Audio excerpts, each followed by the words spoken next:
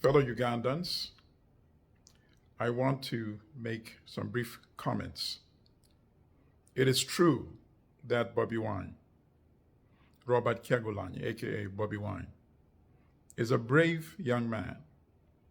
Anybody who takes on General Museveni, a notorious killer, is a brave man. Anybody who takes on the imbecile General Muhoozi, who tweets and boasts about killing people, about torturing, is a brave man.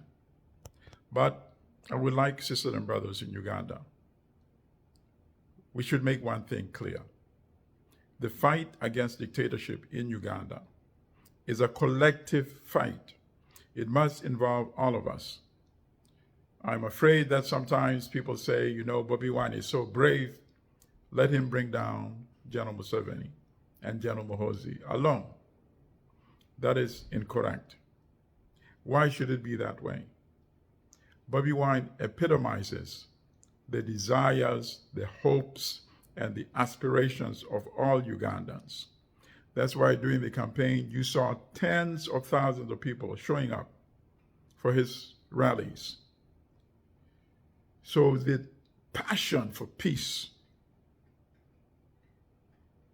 for democracy, for an end to tyranny has been channeled through Bobi Wine.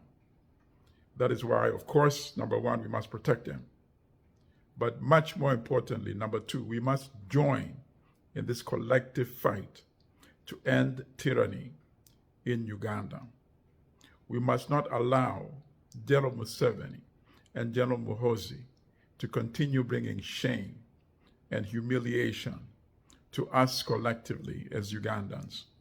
How can any citizen of Uganda accept the fact that the commander of the army, General Muhoozi, tweets boasting about killing unarmed civilians? And he thinks there should be no consequences? What kind of nonsense is this?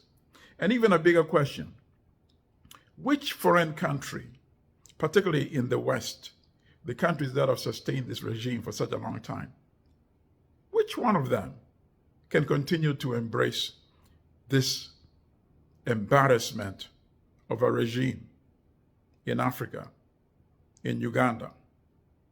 Is it okay? No, you have to answer us. Is it okay for a commander of a national army in any country in the world to publicly admit to committing mass murder and then put it in writing, tweet for the entire world to see, and there are no consequences? Really? The World Bank, the IMF, Britain, the US, all the EU countries, you will continue to do business as usual with this regime, with this imbecile Muhoozi? You're going to ignore these crimes? And then when people say enough is enough and blood starts spilling, then you're going to ask a prize and you're going to say, how did this happen? Are you kidding me?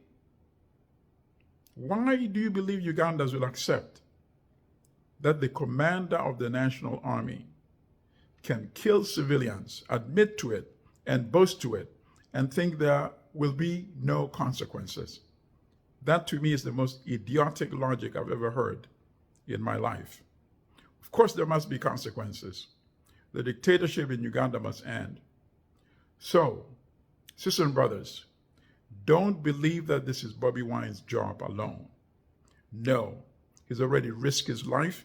He's proven that he's willing to sacrifice his life, even though this is a successful entrepreneur who has earned wealth through his own talents, intellect, and intelligence. He has a beautiful wife. He has a beautiful family, children.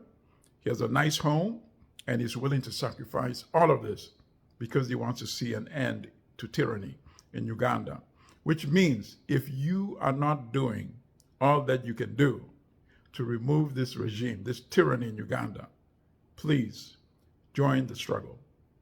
Thank you, sisters and brothers. Stay strong.